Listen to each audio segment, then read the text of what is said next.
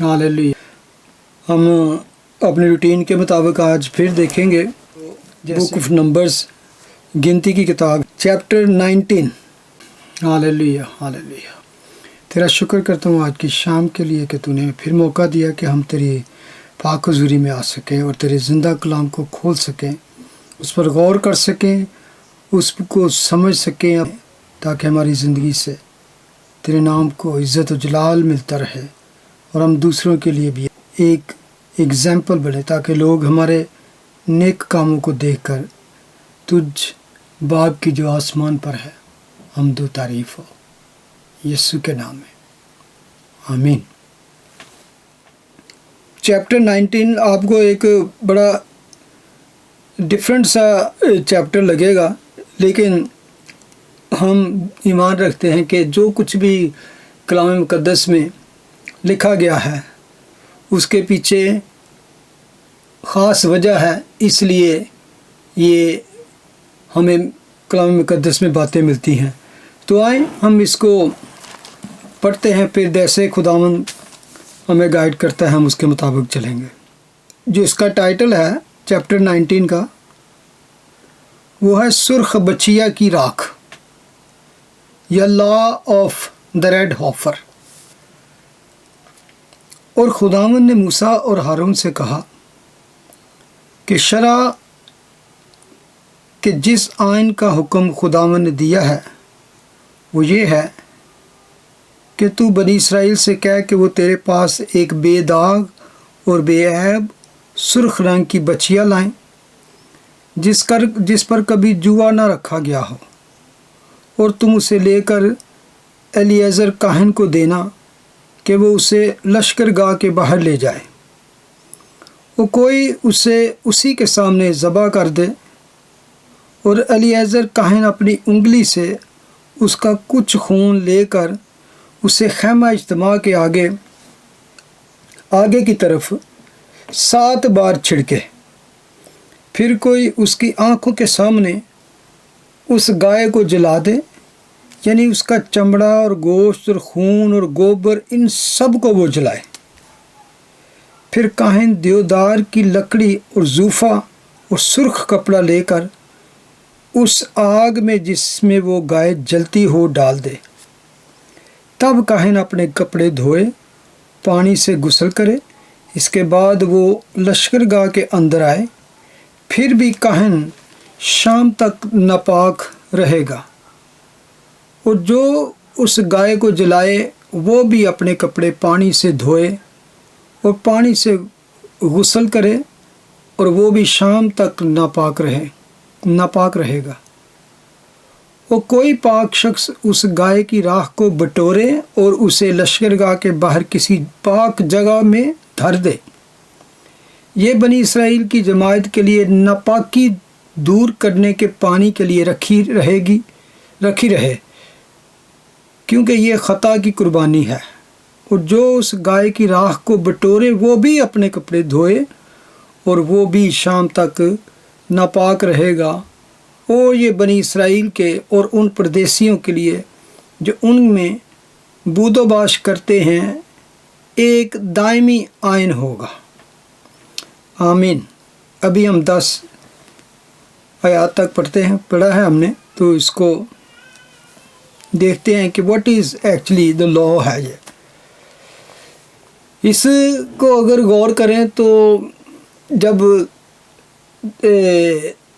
10 commandments भी दिए गए, खरूज की किताब में बहुत सी शरीयत दी गई, बहुत से लॉ दिए गए, लेकिन ये एक ऐसा अनयूजुअल लॉ है जो ना हमें खरूज की किताब में मिलता है और ना ही उसके बाद अहबार की किताब में, लिविटिकस में, ना एक्सोडस में, ना लिविटिकस में कोई ऐसा जिक्र नहीं मिलता। हालांकि जो लिविटिकस की बुक है उसमें मोस्ट ऑफ टाइम ऑल जो रिचुअल्स हैं, ऑल जो क्लेंजिंग के लॉ हैं, गुस्ल हैं, सफाई है, किस तरह नापाकी और पाकीज़गी के लिए कौन से लॉ, वो सारा कुछ, बल्कि कौन कौन से फीस्ट के ऊपर भी किस तरह तुम्हारी क्लेंजिंग होगी, लेकिन ये उसमें भी नहीं मिलता। लेकिन ये उस वक़्त उनको दिया गया जब वो बियाबान में, विल्डरनेस में ایک طرح سے آوارگی کی حالت میں تھے، وہاں پہ وانڈرنگ ان دا ولڈرنس۔ اور اس میں خاص جو بات لکھی گئی ہے کہ یہ ناپاکی دور کرنے کے لیے ہے۔ ناپاکی کس طرح کی؟ اس کو لکھا گیا ہے کہ خطا کی قربانی کے لیے ہے، غلطی یا ناپاکی کی۔ اچھا، اور اس کے لیے جو ایک ریچول طریقہ کار بتایا گیا ہے، اس میں اگر غور کریں کہ ایک بچیا جسے اس کو ذبح کرنا ہے اور وہ مکمل طور پر سرخ رنگ کی ہو، کہ اس کے بال جو اس کے بدن پر ہوں وہ سرخ رنگ کے ہوں، نہ تو براؤن، نہ کوئی وائٹ، نہ کوئی بلیک، کسی قسم کے نہیں۔ اور اس کے بارے میں آئین ہے کہ وہ بے داغ اور بے عیب سرخ رنگ کی بچیا ہو، اور کیا، جس پر کبھی جوا نہ رکھا گیا ہو، کیونکہ بعد میں جو اپنے ڈومیسٹک میں وہ ان کو بوجھ لادنے کے لیے اور اس طرح کے کاموں کے لیے ان جانوروں کو یوز کیا جاتا تھا۔ تو اس کو جو سلوٹر کرنے کا، ذبح کرنے کا طریقہ کار بتایا، اس کے لیے اس نے کہا کہ اس کو لشکر گاہ سے باہر لے جایا جائے۔ یہ چیزیں جو میں کہہ رہا ہوں اس کو یاد رکھیں کہ وہ اس کا ذبح کس طرح کرنا ہے، وہ بچیا کس طرح کی ہو، جس میں اس میں کچھ کوالٹیز بتائی گئی ہیں، اور سے سنیں۔ لشکر گاہ سے باہر یعنی کہ جو ان کا ایریا تھا جہاں پر لوگ تھے، تو اس سے باہر جا کر اس کو ذبح کرنا تھا لشکر گاہ سے۔ اور اس کا جب وہ ذبح کیا جائے تو سب سے پہلے اس کا جو خون نکلے اس کو کسی برتن میں وہ ڈال لیتے، پھر اس خون کو لے کر اسے خیمہ اجتماع کی طرف 7 بار چھڑکے، یعنی کہ جو ٹیبرنیکل تھا تو خون لے کر اس کی طرف 7 بار اس نے چھڑکنا ہوتا تھا۔ پھر اس کو کس طرح جلانا ہے، یعنی کہ چمڑا، گوشت، خون، گوبر، سب کچھ جو ہوگا، یعنی کہ ٹوٹلی اس کو جلا دینا ہے۔ اور جب وہ جل رہی ہوگی، جب وہ آگ ابھی جل رہی ہے، اس گائے جل رہی ہے، تو اس میں کیا کرنا ہے، ایک سیڈر ووڈ، دیودار جسے کہتے ہیں، سیڈر ووڈ، پھر ہسپ، زوفا جسے کہتے ہیں، اور پہ ایک سرخ کپڑا لے کر اس آگ میں جس میں گائے جلتی ہے وہ بھی ڈال دے، یعنی کہ سرخ رنگ کی بچیا، سرخ رنگ کا کپڑا، سرخ رنگ کا خون، یہ چیزیں جو بڑی معنی رکھتی ہیں۔ اور لکڑی بھی اس میں ایک جلانی ہے۔ پھر زوفا جو ہے، زوفا خاص طور پہ آپ کو یاد ہوگا زبور میں بھی ہم ذکر پڑھتے ہیں، جب داؤد کہتا ہے زوفے نال تو صاف کرتا دو میں پاک ہونا، تو یہ ایک طرح کی ایک جھاڑی سی ہوتی ہے، تو اس کی ٹہنی کاٹ کر تو وہ اس میں ڈبو کے تو وہ اس سے چھڑکتے تھے، تو وہ سارا کچھ اس میں ڈال دینا۔ اور جب یہ سارا کچھ ہو تو کاہن اپنے کپڑے دھوئے، غسل کرے، اور پھر وہ لشکر گاہ کے اندر آئے، اور اس کے بعد کسی کو کہہ دے وہ راکھ جو جب وہ بالکل راکھ بن جائے گی، ایش بن جائے، اس کو سمیٹ کے باہر ہی کہیں رکھ دینا ہے۔ اور پھر جس نے اس کو راکھ کو اکٹھا کر کے اس کو سمیٹ کے رکھا ہے وہ بھی وہ غسل کرے۔ اور اس کی اور اس کے بعد اس نے بتایا کہ یہ ناپاکی دور کرنے کے پانی کے لیے رکھی گیا۔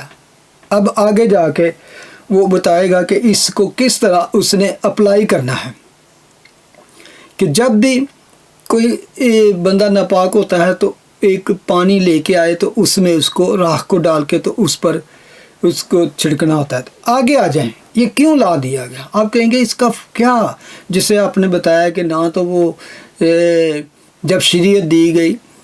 بک آف ایکسٹرس میں نہ وہاں بتایا گیا، تو نہ ہی احبار کی کتاب میں، تو یہاں پر کیوں تھا؟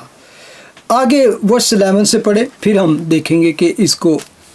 اس وقت جب کہ وہ نہ مصر میں تھے نہ ہی پرومس لینڈ میں تھے، تو پھر یہاں پر کیوں؟ اب یہ خاص بات یہاں سے آئے گی، جو کوئی کسی آدمی کی لاش کو چھوئے وہ 7 دن تک ناپاک رہے گا۔ ایسا آدمی تیسرے دن اس راکھ سے اپنے کو صاف کرے تو وہ 7ویں دن پاک ٹھہرے گا، پر اگر وہ تیسرے دن اپنے آپ کو صاف نہ کرے تو وہ 7ویں دن پاک نہیں ٹھہرے گا، جو کوئی آدمی لاش کو چھو کر اپنے کو صاف نہ کرے وہ خداوند کے مسکن کو ناپاک کرتا ہے، وہ شخص اسرائیل میں سے کاٹ ڈالا جائے گا، کیونکہ ناپاکی دور کرنے کا پانی اس پہ چھڑکا نہیں گیا، اس لیے وہ ناپاک ہے، اس کی ناپاکی اب تک اس پر ہے۔ آگے ورس 14، اگر کوئی آدمی کسی ڈیرے میں مر جائے تو اس کے بارے میں شرع یہ ہے کہ جتنے اس ڈیرے میں آئیں اور جتنے اس ڈیرے میں رہتے ہوں وہ 7 دن تک ناپاک رہیں گے، اور ہر ایک کھلا برتن جس کا ڈھکنا اس پر بندھا نہ ہو ناپاک ٹھہرے گا۔ اور جو کوئی میدان میں تلوار کے مقتول کو یا مردہ کو یا آدمی کی ہڈی کو یا کسی قبر کو چھوئے وہ 7 دن تک ناپاک رہے گا۔ بڑا ہی عجیب سا لا یہاں پر دیا گیا ہے۔ اب دیکھیں کہ کسی کی لاش کو چھو لے کوئی بندہ تو وہ ناپاک ہو جائے گا جب تک وہ اس پانی سے جس میں یہ راکھ ڈالی ہو جو بھی بنائی ہے وہ ڈال کر اس پر چھڑکی نہ جائے، بلکہ یہاں تک لکھا ہے کہ اگر کسی ڈیرے میں یعنی کہ کسی ٹینٹ میں کوئی آدمی مر جاتا ہے تو وہاں جتنے لوگ ہوں گے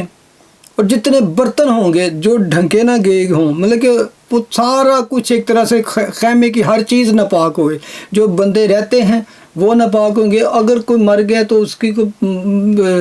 وہاں پر غم کرنے کے لیے یا ان کو تسلی دینے کے لیے آئے گا وہ بھی ناپاک ٹھہرے گا، ہر بندہ ناپاک ٹھہرے گا۔ اور یا میدان میں بھی کوئی بندہ کسی مردہ کو چھو لے یا اس کی ہڈی کو چھو لے یا کسی قبر کو چھو لے، سارے دن ناپاک رہیں گے۔ اب اس کا طریقہ کار کیا تھا؟ ورس 17، اور ناپاک آدمی کے لیے اس جلی ہوئی خطا کی قربانی کی راکھ کو کسی برتن میں لے کر اس پر بہتا پانی ڈالیں، برتن پر راکھ ڈالی، پھر اس کو بہتے پانی پانی اس میں سے ڈالا، اور پھر کوئی پاک آدمی زوفہ لے کر اور اس سے پانی میں ڈبو کر اس ڈیرے پر اور جتنے برتن اور آدمی وہاں ہوں ان پر، اور جس شخص نے ہڈی کو یا کسی مقتول کو یا مردہ کو یا قبر کو چھوا ہے اس پر چھڑکے۔ وہ پاک آدمی تیسرے دن اور 7ویں دن اس ناپاک آدمی پر اس پانی کو چھڑکے اور 7ویں دن اسے صاف کرے، پھر وہ اپنے کپڑے دھوئے اور پانی سے نہائے تو وہ شام کو پاک ہوگا۔ لیکن جو کوئی ناپاک ہو اور اپنی صفائی نہ کرے وہ شخص جماعت میں سے کاٹ ڈالا جائے، کیونکہ اس نے خداوند کے مقدس کو ناپاک کیا، ناپاکی دور کرنے کا پانی اس پر چھڑکا نہیں گیا، اس لیے وہ ناپاک ہے۔ اور یہ ان کے لیے ایک دائمی آئین ہو، دائمی ہمیشہ کے لیے یہ ایک ان کے لیے لا بن گیا، جو ناپاکی دور کرنے کے پانی کو لے کر چھڑکے وہ اپنے کپڑے دھوئے، اور جو کوئی ناپاکی دور کرنے کے لیے پانی کو چھوئے وہ بھی شام تک ناپاک رہے گا۔ اور جس کسی چیز کو وہ ناپاک آدمی چھوئے وہ چیز ناپاک ٹھہرے گی، اور جو کوئی اس چیز کو چھو لے وہ بھی شام تک ناپاک رہے گا۔ اب آپ نے سنا ہوگا کئی دفعہ آپ اس چیپٹر کو پڑھیں بھی تو بس بندہ پڑھے سمجھنے کی کوشش کرے، سمجھنا تو وہ بور ہو جائے گا کہ یار کیا ہے ناپاکی، پاک مردہ کی ہڈی اور یہ پانی یہ کیا ہے، اور اس میں کیوں یہ دی گئی شرع، کیوں یہ آئین دیا گیا۔ آپ کو اگر یاد ہو کہ یہ ان لوگوں سے بات کی جا رہی ہے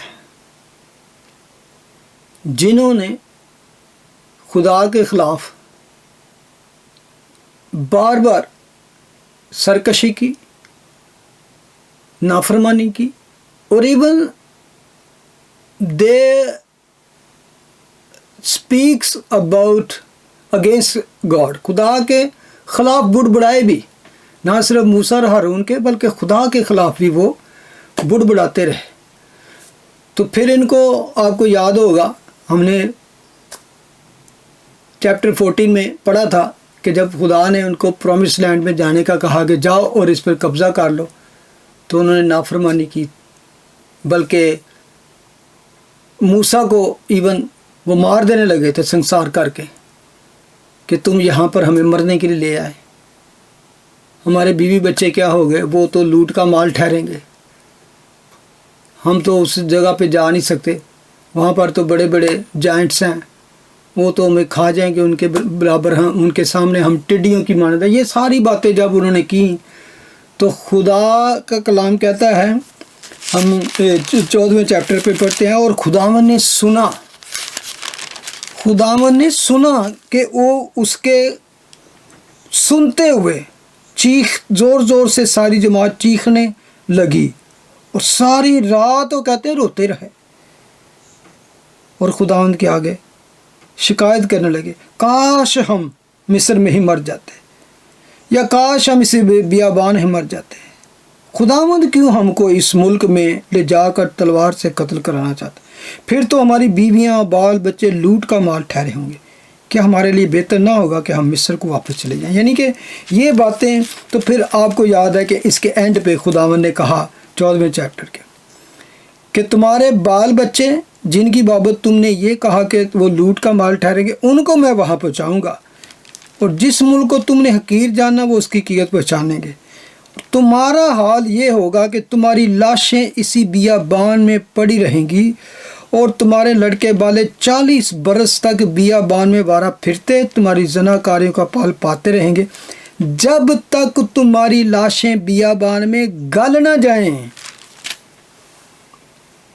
جب تک تمہاری لاشیں بیابان میں گل نہ جائیں تب تک تم پرومس لینڈ نہیں، تم تو جاؤ گے نہیں۔ 20 سال سے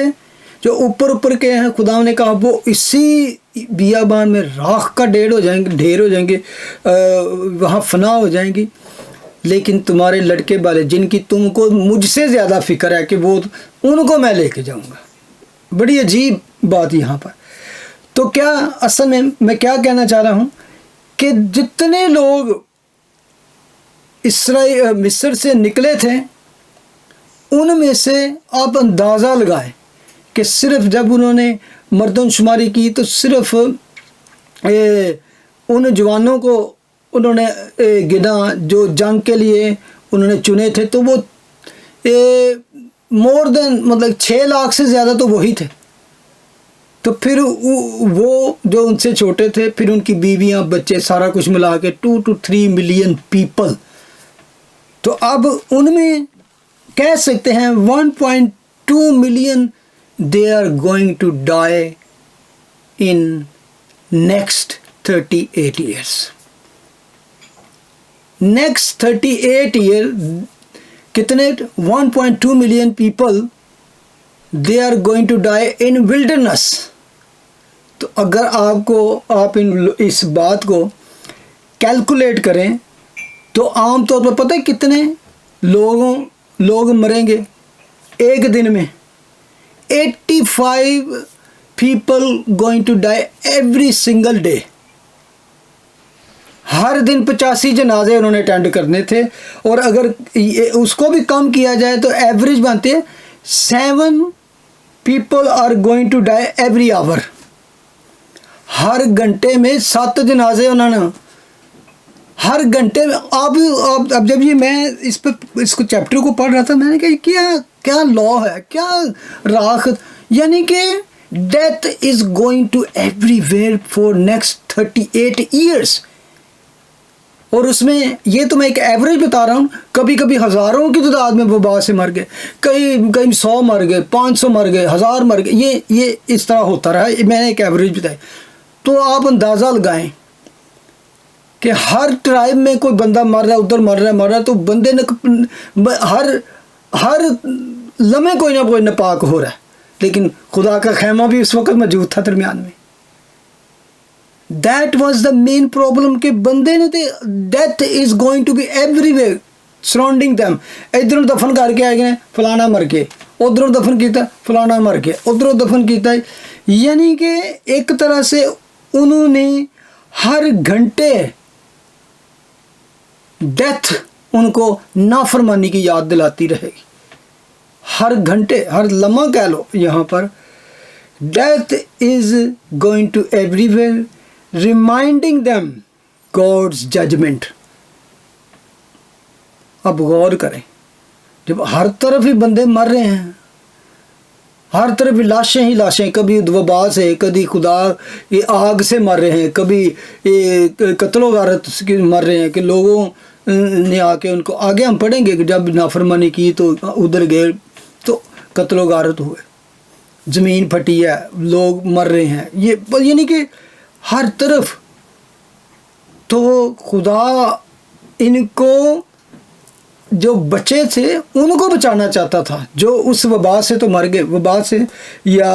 خدا کے ججمنٹ سے وہی مرتے تھے جو خاص اس سازش کا یا نافرمانی کا جو خاص اس بات کو ابھارنے والے ہوتے تھے، جب اس چیز کا انیشیٹو ہوتے تھے۔ جیسے پیچھے ہم نے پڑھا کہ کورا جو تھا ایک آدمی، اس کی سازش، اس کی لالچ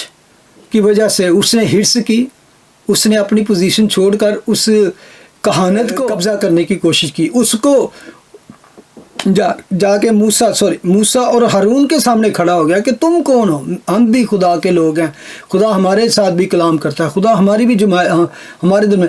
تو پھر موسیٰ نے کہا کہ تمہیں خدا نے سب کچھ دیا، قربت دی، نزدیکی دی، تمہیں اپنی خدمت کی چنا، اب تم کہانت بھی چاہتے ہو، وہ جگہ چاہتے ہو جو خدا نے تمہیں دی نہیں، جو